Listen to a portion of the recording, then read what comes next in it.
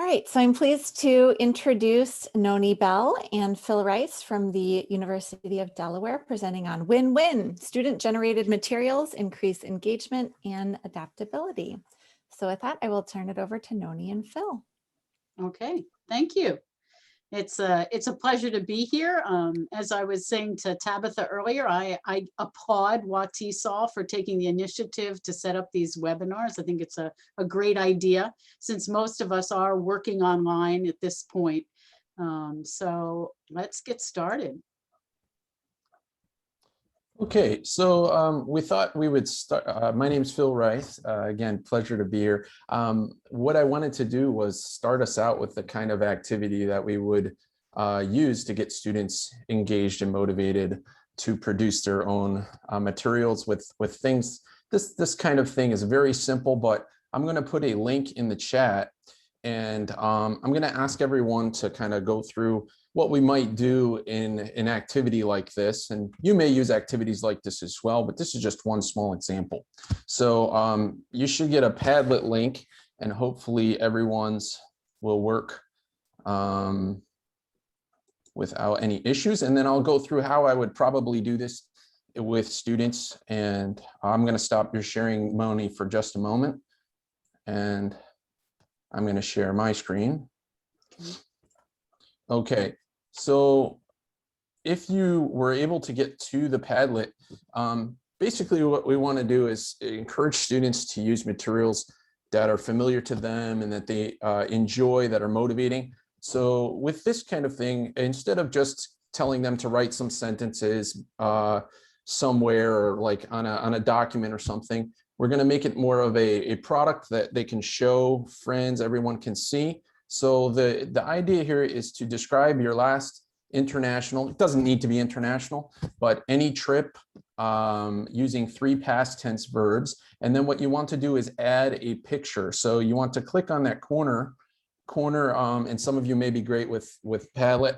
And we're asking everyone to add a picture if you can, and use 3 past tense verbs. So it could be international or not. It's fine either way. And if you need help, whoops, it's updating a little bit.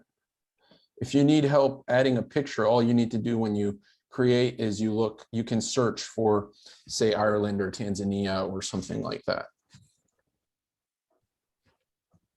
So when you click that, it will bring up the search bar for images, and you can put a cool image in there as well. So this is kind of a mini application of what we want to show you, or the kind of disposition of creating student-generated materials and using them for teaching purposes and for relevance and all of that. So we just thought might as well go ahead and get us right in with an example.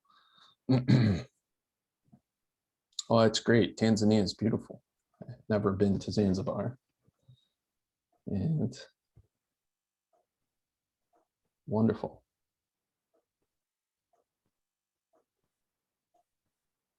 So normally what I might do if I were doing this, I would probably even connect it even more to the students and say, if you have a picture of your own from your family, but of course, in this limited time setting, we're not going to necessarily ask anyone to do that, but that's another way to expand the activity to make it more relevant and more motivating for students. So this would just be a quick example of how to use student-generated materials for motivation.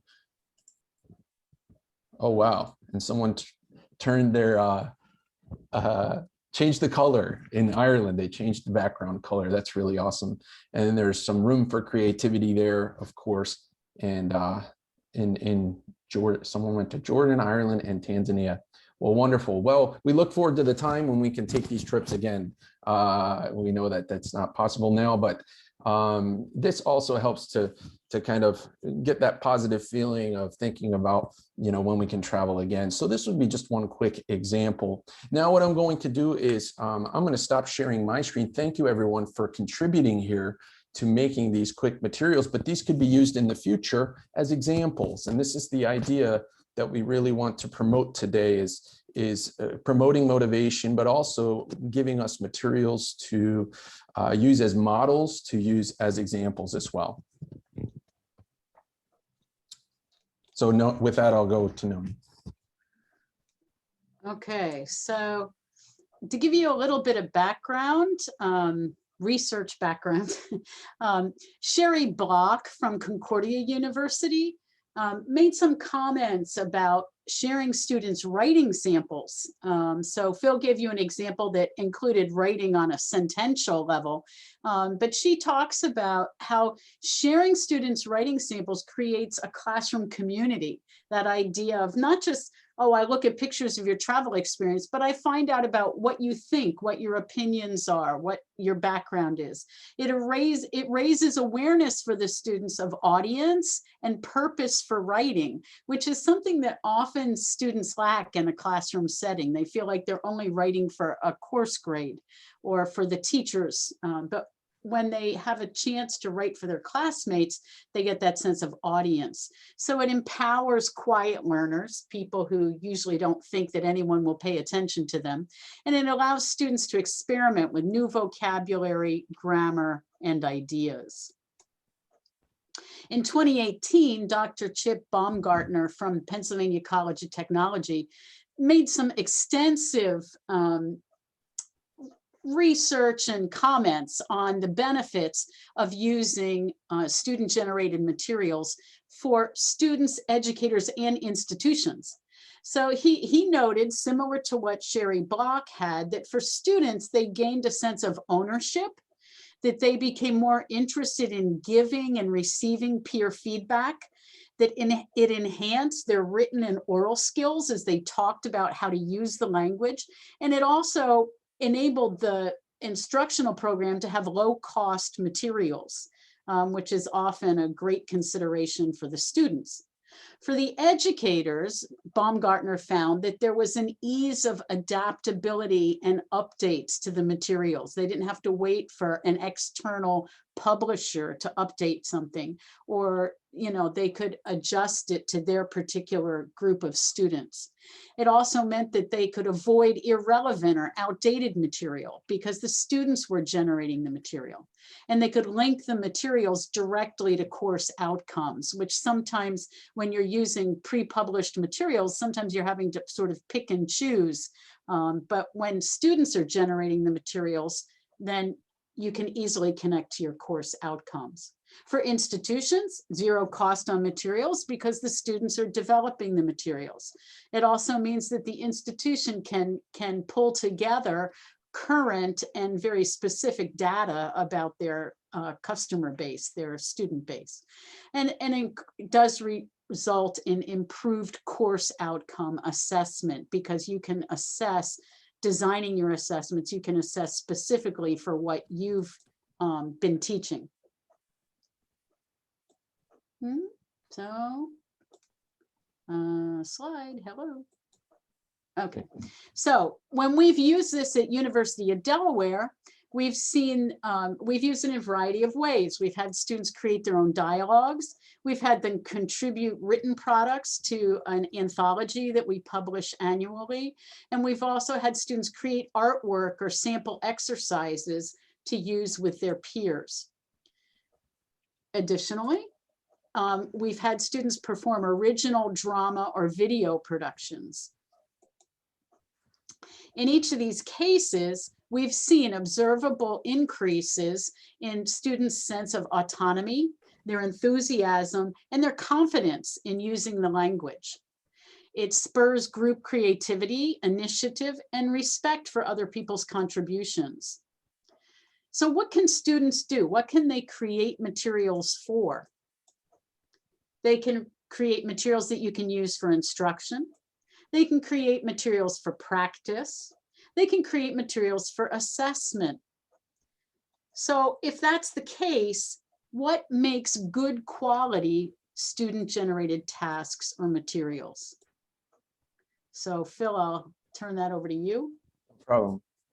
So this will animate. Yeah, there we go. So good student-generated materials. We thought it'd be a good idea to give you kind of maybe a mental rubric of, what makes a good student-generated material. So the first point we have here is to create an audience other than just the teacher. So many times when students hand in essays or materials, they feel like only the teacher is ever going to see this. And that may be okay for some students, but some students may need more motivation than that, or might be more motivated if they know that peers will also see it, and so on. It will also engage other students. Good student-generated materials usually have some engagement with other students in the process or the product, meaning other students will see this, or other students will participate in creating that. It will also connect meaningfully to students' own experiences or interests. Of course, we know sometimes the difficulty with pre-published materials is that students will say either this is outdated, or it doesn't relate to me, or it's culturally not sensitive to my culture, so on. It allows for some choice and autonomy or creativity. So a good student-generated material will say, maybe here's a few choices, choose from one of these, a few different ways to do this assignment. Or it may say something like, here's some different ways that you could create a product, or here's some different ways that you could work together as a group. It also could, and not always, but many times, will draw upon some other skills in English, such as art, videos, or photos, because many of our students have resources other than just their language skills. And then finally, and most important, we have to demonstrate the understanding of the concept. So if we get all the way to the end and a student makes an amazing video, but it doesn't use any of the grammar, that means we've kind of, or doesn't use any of the target, meet any of the target outcomes, then we probably have not created a good student-generated material or an assignment that involves that. So we have 4 areas, which are listening, speaking, reading, and writing, that we're going to talk about the next few moments about win-winning. So listening, one example, and let's see if that, yeah. So there are one example, a very simple example would be a drawing and listening exercise. So listening to someone and drawing. One really good way to do this is with Nearpod. If anybody uses Nearpod, you can have students listen and make drawings. So if you don't mind, if I can put that in the chat, if anybody's interested, I won't put the link, but I'll put the name of the actual site is Nearpod. And what I've done is had students do prepositions where I'll say the cat is on the table, the cat is under the table, the lamp is next to the table, and then they draw it. So this would be motivating to them, and it's also fun. And that's one way. The next way that I've done this as well is to have student-generated materials. Is students generate discussion questions from short films. So what I will do is I'll give students a practice where they create a practice with a film where we do it all together, a short film, 3 to 5 minutes. And then instead of me giving them a bunch of questions, which I found, honestly, many times my questions that I would give them were not always relevant or not always bringing out the kind of nuances of thought that I was hoping for. So what I did was I basically taught them how to create questions to spur discussion. So that's another way to do that, and using like narrative short films. And then finally maps. I think Nonie's going to talk about that one. So something I've done with my low-level students, low intermediate students, is practicing the kinds of language that they need for asking directions or giving directions. And this is in an IEP program that, it goes along with our course outcomes, but it certainly is relevant to adult education programs too. But anyway, the whole practical thing of the structure of the language that you need in order to ask questions, to get information, clarification, and to be able to report back and to act on instructions. So what I ask my students to do is to draw a map of their neighborhood in their hometown. So it's a place that their other classmates haven't seen. And then they have to practice using the direction of giving, the language of giving directions using this map. And they usually have a lot of fun with it. And obviously you can do it as these examples are done on paper, where the students drawn with their own hand, their neighborhood. But it also can be done online, when I've done it in my Zoom classroom, where the students can upload a photo of a map that they've drawn, or they can even upload Google Maps or whatever to show their neighborhood. But the idea is that then we use the language with the maps. So you can either do a listening exercise, as Phil is saying, where they're drawing something from what they're hearing, or in this case, they draw something and then they have to speak about it, and their classmates are listening and demonstrating understanding by showing, oh, that's the place on the map that you took me to. So anyway, that works out pretty well in terms of students generating the materials. Yeah, so another area that we like to see student generated materials is in speaking. And this is where we can have some fun.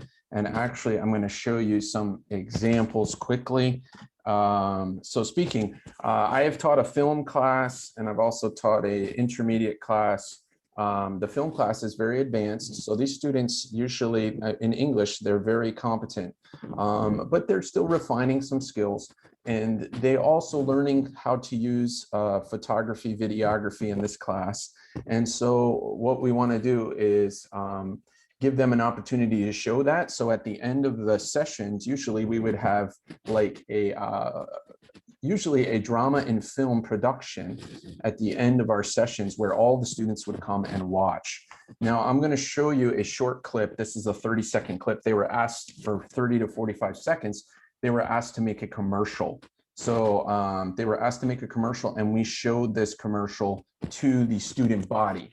So if anyone remembers the DirecTV commercials, where it was like a slippery slope, when one thing happens, another thing happens, and then it keeps going until it's some kind of ridiculous situation, use that as a model. And this is what the students came up with when it comes to speaking English. So give me just a moment, and I will bring that up for everyone. Okay, so, and please let me know if you can't hear or anything like that.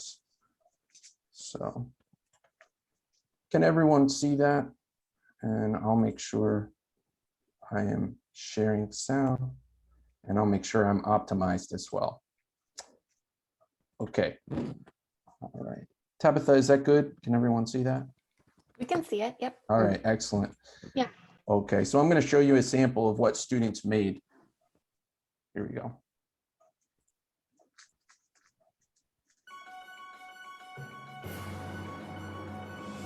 When you don't speak English, you cannot understand the map. What? When you cannot understand the map, you get lost.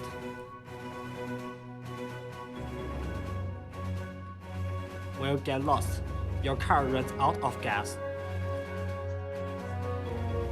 When your car runs out of gas, you get stuck in a rural area. When you stay in a rural area, you work on a farm. When you work on a farm, you get run over by horses. Don't get run over by horses. Speak English. Okay. That's fine. Yeah, so let me see, I'll stop my sharing. So that was a simple thing, but it really took them a lot of time to produce that.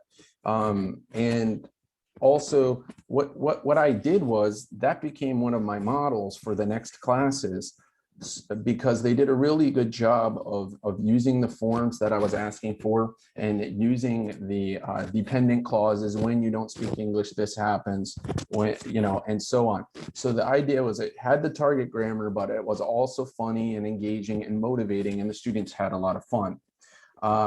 There's one more example that I'll give for a radio commercial, and this one had to do with using emotion and intonation. And sometimes I found that I would ask students for recordings, and they would read something and it would be kind of blah, not as exciting. So I said, well, instead of just asking for a recording, let us turn it into a commercial instead. And so I will share that as well. And yes.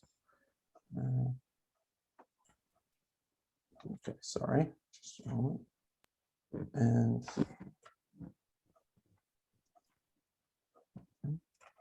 And this one was, one of the main points of this was to get students to share with emotion and use intonation.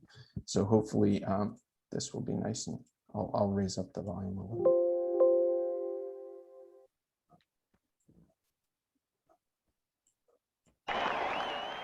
Can everyone hear that? Okay, all right. Oh my gosh, there is Brad Pitt, unbelievable! Where is my camera? Oops, it's gone. Where is my cell phone? Oh, it's gone too.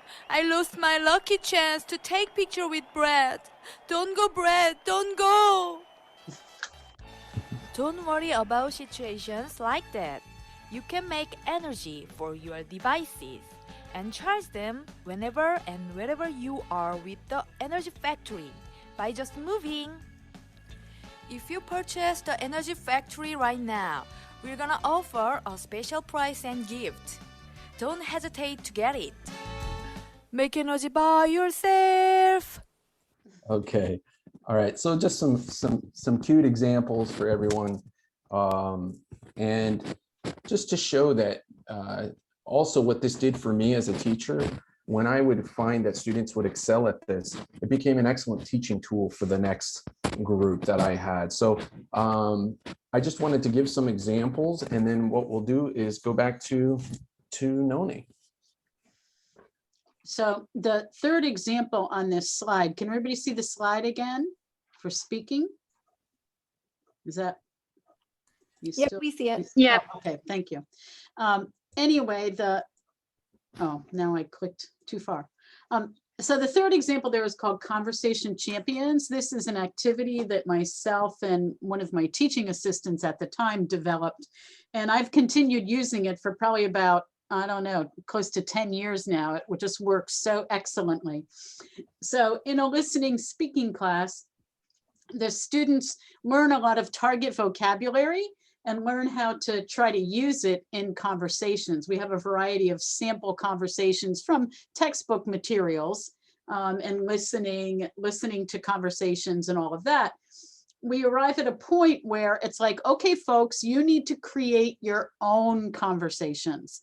So this activity basically gives them an example conversation, and I use examples from students who have created something in previous academic periods.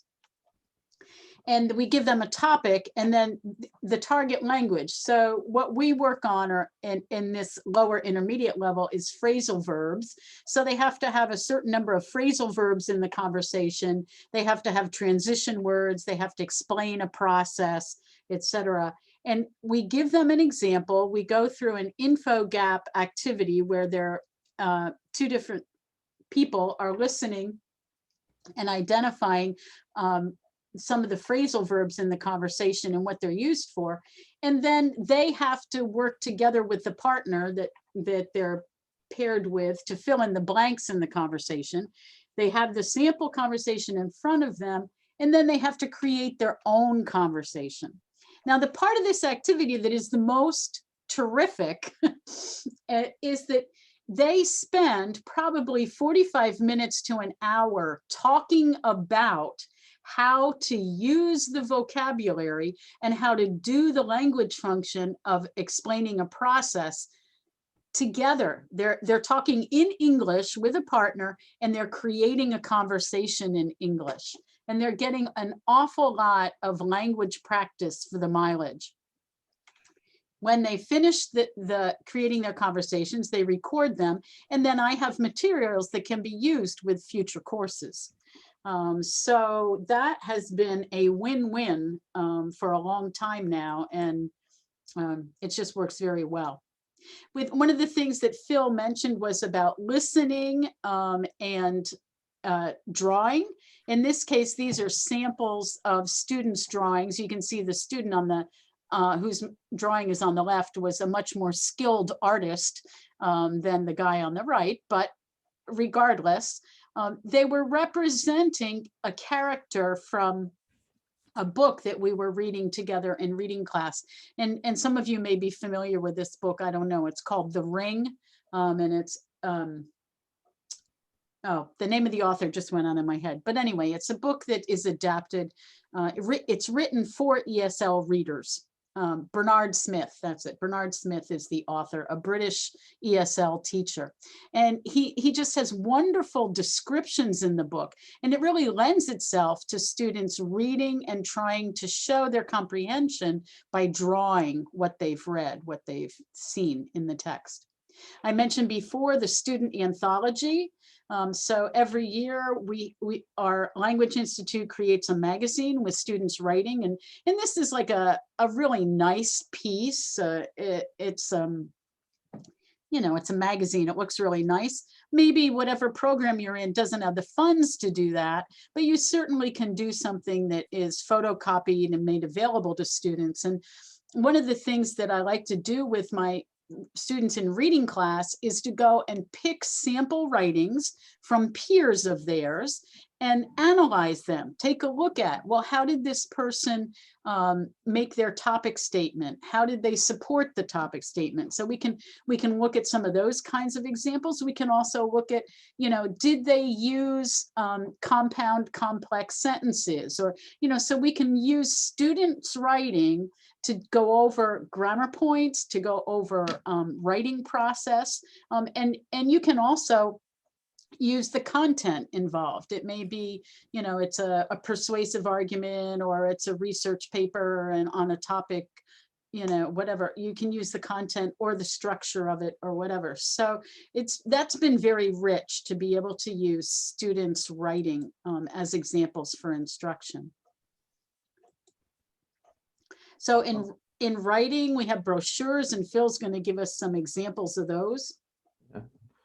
You can keep clicking, Nonie. I think it'll bring up the Okay. other. So a couple ways that I've used writing for the material, student-generated materials. So one quick way, if you could keep clicking through, would be brochures. And this is honestly, you know, it's easier in person, but if we see, we have a couple here, and basically I was teaching students how to use modals of necessity. You have to, you need to, you must, so on, you've got to. And so I basically told them, you need to make like a brochure of a how-to, like a how-to manual. And instead of just writing down sentences on a piece of paper and handing them to me, my more artistic students were able to, as you can see, these were probably the best ones that I had. And then I continue to use them as examples, so you can see those in there. There's a little testimonial here from students about how they enjoyed making the brochures and posters using the grammar I learned. And so this is actually from a student who made it. I chose the topic which was familiar to me, thus I'm able to learn how to use the grammar model and try to use the grammar. Just writing sentences is boring for some students. However, drawing pictures in the writing activity keeps every student motivated high. We were absorbed in making brochures. Also, these activities were memorable for me, so the grammar which I used in the activities are easy to remember. And that's probably the most important to me, is that they're learning that grammar and being able to use it and remembering it. I think the samples you showed us before the writing activities started were always great and cute. These samples made us try to create work better. So this is the benefit of having other students create things before and using previous materials to be kind of the motivators for the new students, because then they reach to an even higher level. We can keep going there. And then I had students make a kind of, another take on this was a process, and then they made like a web presentation, a PPT. Instead of just writing down a list of modal verbs, they made a process. So they went through, you have to go through the website idea, and you can just click through that, Nonie. I think it'll be 4 or 5. Yeah, so as you can see here, the student did a good job. You can keep going. All right, and then we got to this one where past, present, future. Normally, in the past, I might have said, you know, let's write 3 sentences in the past, 3 sentences in the present, 3 sentences in the future, and write them down on a sheet and hand them to me. But by making this more of a process, and a product, I found that students were much more motivated and excited to go through and create these materials.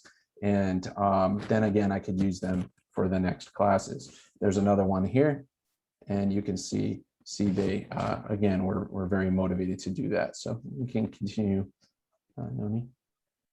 And lastly, like what we did with Padlet here, and I've had them use an app called Fonto on their phone, but there's other apps that could be used. Basically, students would choose a picture from their phone specifically, and then what they did was use those photos to create sentences. So instead of, again, hey, just write 10 modal sentences, I said pick 10 photos and then put captions with the photos, okay? And you can keep going. Mm-hmm. Yeah, and this just explains what I said. Yep, okay. So the results of that were students created complete sentences, they were motivated, and they expanded vocab. So what this did was it really motivated them, and they used their own photos. So we can go to the next one. Nonie, I think you're up. So tips for implementing this. Obviously, we've mentioned about modeling. You can create your own example for the first time, or you can use exemplary student models after you've done the first assignment. One of the things that we've seen is you often have to adjust your expectations, and it's not always adjusting them down. Sometimes you see that students do much better than you anticipated with an assignment. But you also have to understand that the first time they don't really get it necessarily. And so you have to adjust your own instructions to them. You know, when you provide examples, it becomes a lot clearer.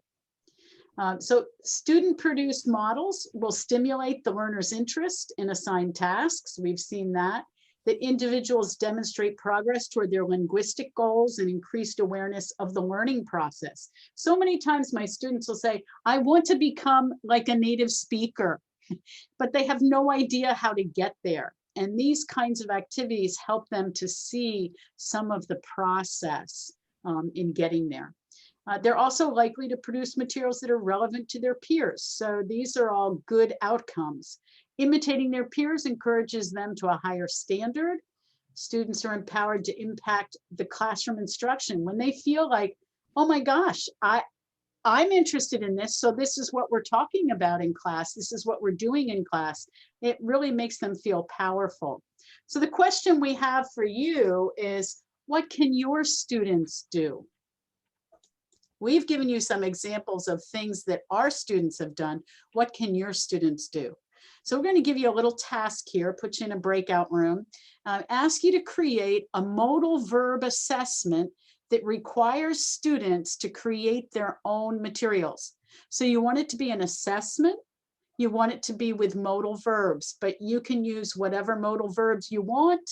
You can use whatever kind of assessment, listening, speaking, reading, writing. It's up to you.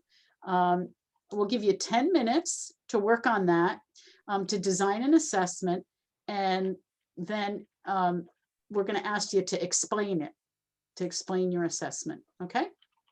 So Tabitha, can we have you put us into a breakout room? All right.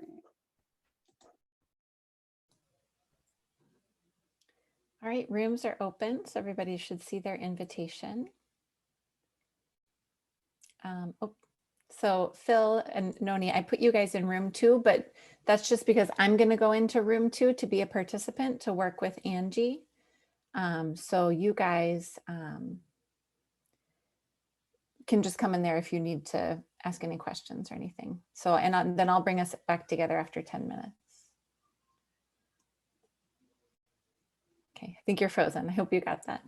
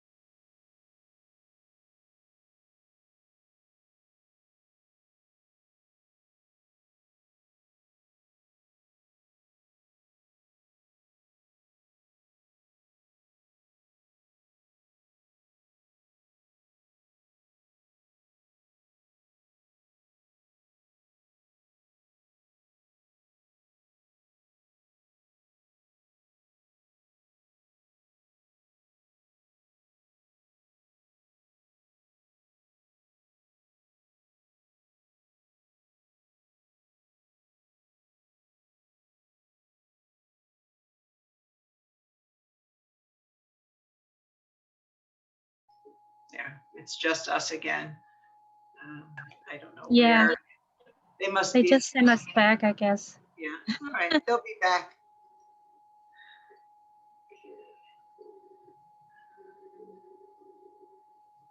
So where do you teach? In an, I'm not sure if you work in the same facilities, and I work for the International Center for Language Studies.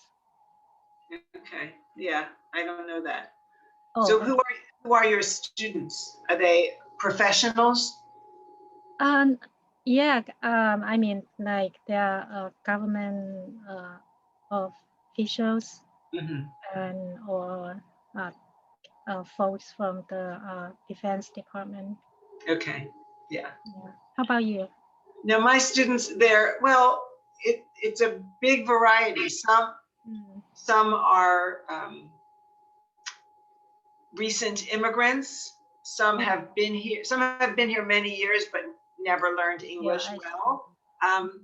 Occasionally, they are people who work for an embassy, but not too often. And they're all backgrounds. So some people only completed maybe up to grade 6 or 9 in their native country, and some are professionals from their country.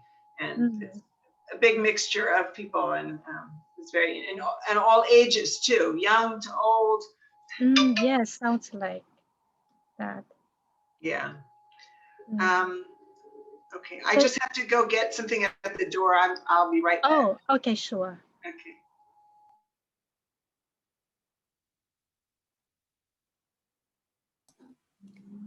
Hi there, Polly and Susan. And it looks like Phil got back in. Oh, yeah. So we've just closed the breakout rooms for everybody else. So everybody will be back here in about 1 minute. Sure. Phil, do you have a good connection now? You talk.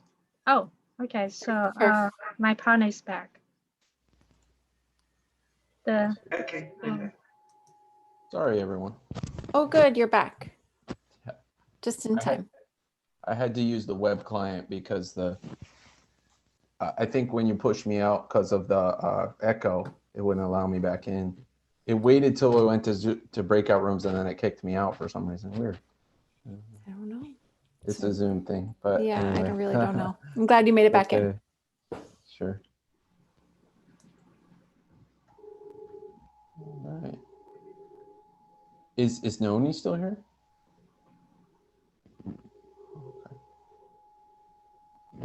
Oh, you're back, Phil. Yeah, I had an issue. I'm not sure what happened. Yeah. All right. So it looks we got started late. So I don't know, or do we want to continue a little bit longer, Tabitha, or should we still plan to end at 4? We can continue till 4:10. Of course, for our participants, if you guys have a commitment right at 4, we would understand if you need to leave, but hopefully people can stick around a couple more minutes. Okay, so what we had wanted to do then was to reassign the breakout rooms so you're in a breakout room with somebody different, and you share your ideas of what you were talking about in terms of an assessment tool that would be student generated. Okay, so Tabitha, can you assign us to different breakout rooms? Oh, excuse me, I forgot to say. Oh my gosh. I'm going to give you a link to a rubric to use to talk about the assessment tools. All right. So let me put that in the chat. I'll put the link in the chat. And I hope that's the right. Does that? Let's make sure it goes to the document. Yeah, it goes. So I have to leave at 4, so I'm not sure if that is okay. Okay, yeah, if you have to leave, you know, you have to. So yeah, if you want to access to the slides, or you want more contact or something, I'm sure Tabitha can make that available. Oh yeah, that would be great. Sure can. Thanks for letting us know. Okay. So do you want me to go ahead and open the rooms? Yes, so did that link work? Did you try it? Yes, Nonie, it was does the work. link for the rubric? The link Yes. You got that? Yes. Okay. So that's the idea, that you talk about the activity that you thought and compare it to the rubric. So the rubric is, you're sort of saying, what skills does this modal assessment address? And how much time does it take to prepare that? And, you know, like, so you go down the list on the rubric and compare it. Okay. All right. Rooms are open. Oh, guys, I have to leave soon. So yeah, thank you very much. Thank you for coming, Polly. Thank you.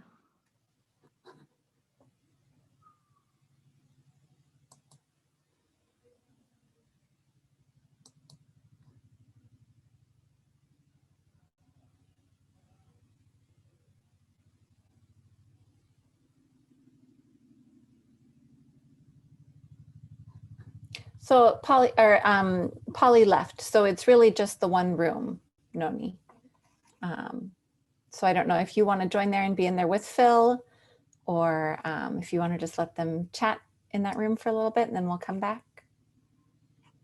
And you're muted, Nonie. Thank you. I think I'll let them talk a little bit. Okay. So maybe we'll let them chat till about a couple minutes, 4:05 or so. Yeah. How long were you guys thinking? We were thinking 5 minutes. So, Okay. you know, All right, 4:03 or something. Okay, sounds great. Oh my gosh. It's so funny, you know, people's stuff, like you can plan very carefully.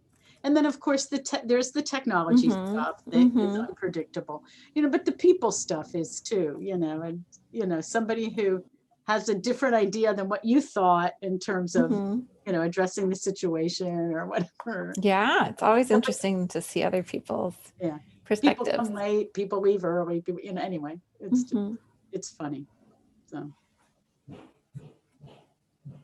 So I said to Polly that if she wanted more information or whatever, that the slideshow could be made available. Was WATESOL planning on that, to put that on a website or make that? I don't know. I didn't even think. We could, so we're planning to share the recording on YouTube. Okay. And put a link to the slides within the description on YouTube. Yeah. If you guys would like to, Well, you just or need to even send the if- final if- slide link. Well, the recording would have the slideshow in it. Yep, it will. That's probably sufficient. Okay. Yeah. That sounds thank good. you. Yeah.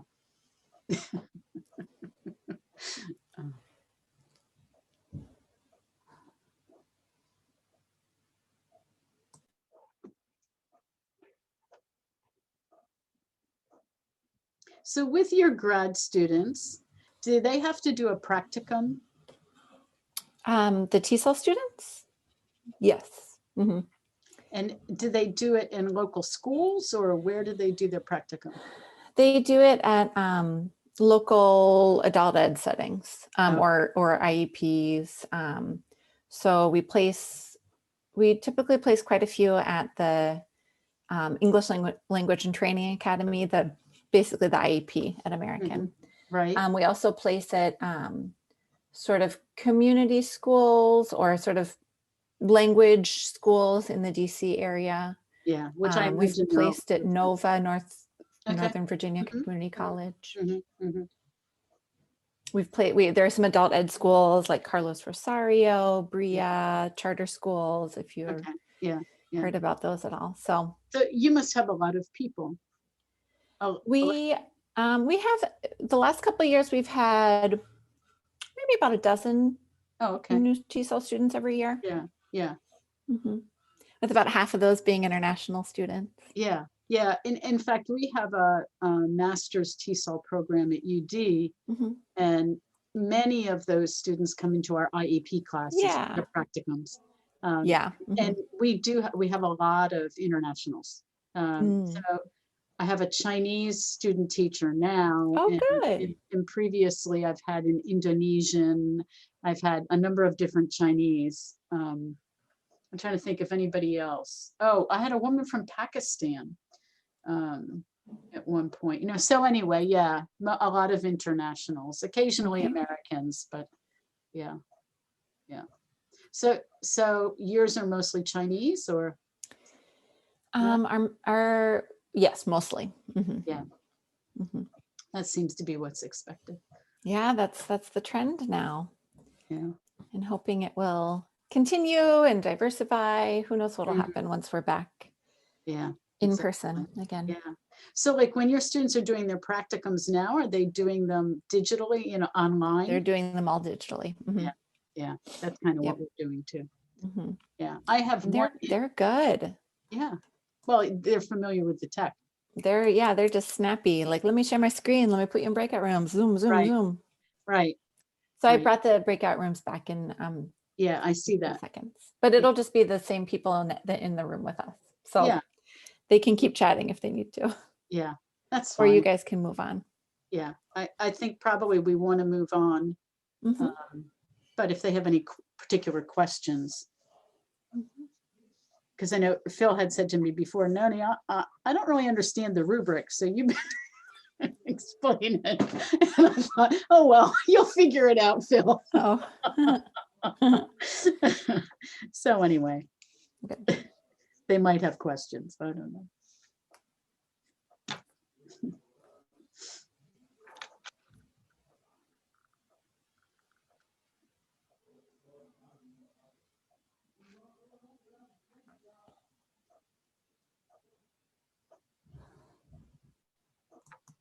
Here they come.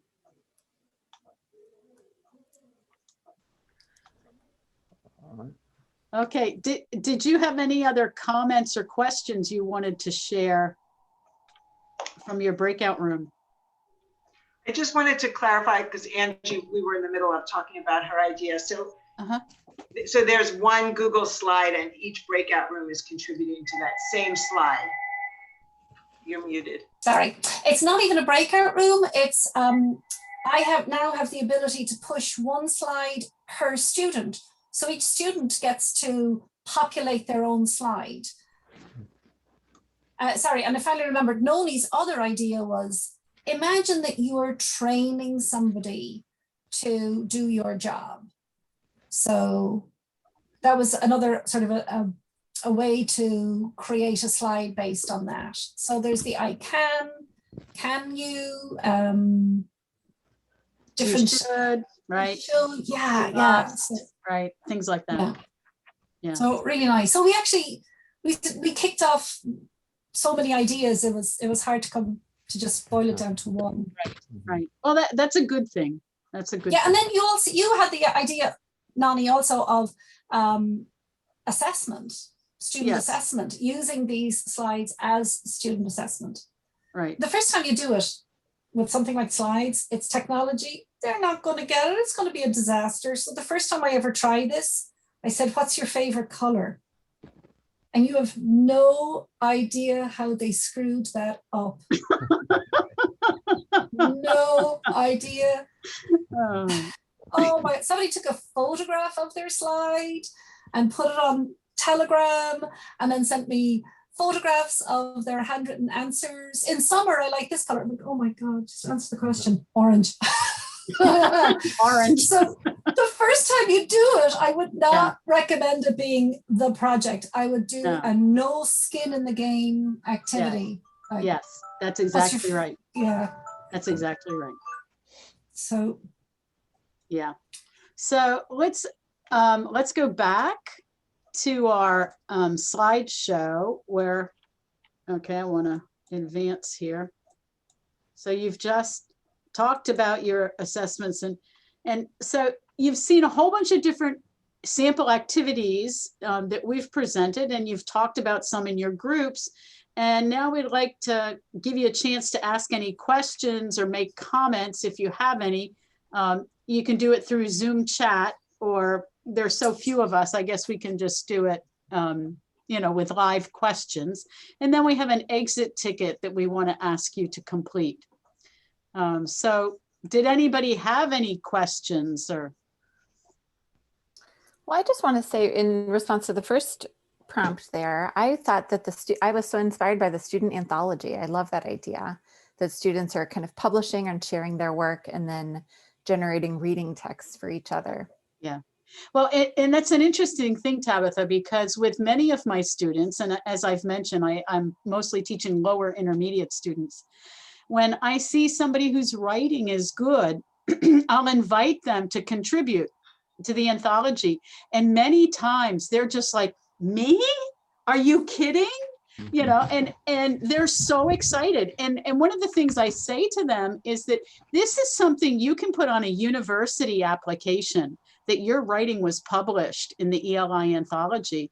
And all of a sudden they just think like I've given them the world. You know, and basically, you know, what they've written in most cases is a paragraph or two to three paragraphs, you know, but there was something engaging about what they wrote. And so there's something very much confidence building about this. You know, I had one student who said, I have to tell my parents about this. They'll never believe it. You know, yeah, That's it's fun. cute. Yeah, very cute. I had a question about the Conversation Champions activity that you talked about. Yes. So after the students have created their own conversations that has this target language and they've recorded it, what happens next? What do the other students do with that? Usually the way I do it, you could do it in a lot of different ways, but they record their conversation and they also give me a transcript. I ask them to provide me with the script. I give them a grade and they get a two-part grade. The grade is based on their, what I call their partnership, their collaboration, how well they work together. If one person did the lion's share of the work, then the other person doesn't get as good of a grade on that portion of it. But then they also get a grade for the product. Did it meet the requirements? I give them a rubric and they know what they have to have in the product. But so they get a grade and very specific feedback on their conversation. But then I use the products in future classes. So their class doesn't necessarily get to see it again or hear it again. Although there have been times when we used it as a contest and I've sort of morphed the activity, and I haven't done this recently, but in the past they would perform their conversations for their classmates and their classmates would vote on which one was the best, which one had met the standards, you know, the most accurately. And part of the reason I got away from doing that was because I ran out of time, in terms of it takes a lot of time for each of the students to perform their conversations again and then the group to vote on it. But also that many of our students who are from group-oriented cultures, and we would have blocks of them, they would vote for their friends. Not Popularity because contest. Yeah, you know, so then it was like, okay, well, we're not going to do that anymore. But I do use their conversations as examples, and I have actually used some of them in assessments. So I'll take the recording and the transcript, and I'll ask the students later for an assessment to identify what are the phrasal verbs in this conversation, what are the modal verbs in this conversation, the things that they were supposed to include in it. And so for an assessment, they have to identify them in a different student's product. And so that works well too. I mean, there's many uses you can do with this stuff once you have it. Okay, thanks. Sure. If there are no other questions, we'll give you an exit ticket. And Phil, are you putting that link in the chat or how are we doing that? Yeah, I'm doing, it'll just take me a moment here. Okay. I want to make sure I have the right one and I don't give you the wrong thing. Bill, while you're doing that, can I ask if what LMS you guys are using? I mean, I don't have any. Canvas. You have Canvas. Oh, okay. Yeah, Canvas is the standard at UD. We don't have like, in the previous years before we adopted Canvas, teachers were using all different kinds of things, Schoology, Edmodo, whatever. And honestly, that could be kind of tough. Definitely Yeah. on students because Yeah. students didn't have any continuity between classes. They'd have to learn a whole new LMS every session, every 8 weeks, which was not very efficient or. That's or what we're helpful. facing ourselves right now. You know, the idea that I get them in the door in level 100 and I'm teaching them technology that I'm familiar with and that, Yeah, exactly. that they're getting a handle on. And then they go to another teacher who doesn't use any technology at all. And they feel, wait, I got cheated. I don't know whether the first teacher cheated me by making me learn all of this or whether this one is letting me down. It's like, and then they go to somebody who uses a totally different system. So we're experiencing that pain at the moment. Yeah, this is more, I'd say it's more important now than ever to have a streamlined, like a uniform system to use, even if it's Edmodo or some kind of free thing, as long as it's, that. So, so I'm just sharing the exit ticket. If you could share some feedback, the name is optional. You don't have to share, but it's just basically to give us some information about the session, and we just appreciate any feedback you have. And, Sure. Yeah, so that's all. All right, well, thank you so much, Nonie and Phil, for your presentation and for bearing with our technical difficulties. So this will And be you with ours. everybody has to be patient now. That's right. So thanks everybody for attending the second Last edition of the question. WATESOL webinar. I swear, will you make this webinar available? It will be by video? available on YouTube. It'll be on the WATESOL YouTube channel within about a week or so. So thank you, everybody. I'm going to stop the recording now. Thank you, Tabitha. Okay, thanks, Tabitha.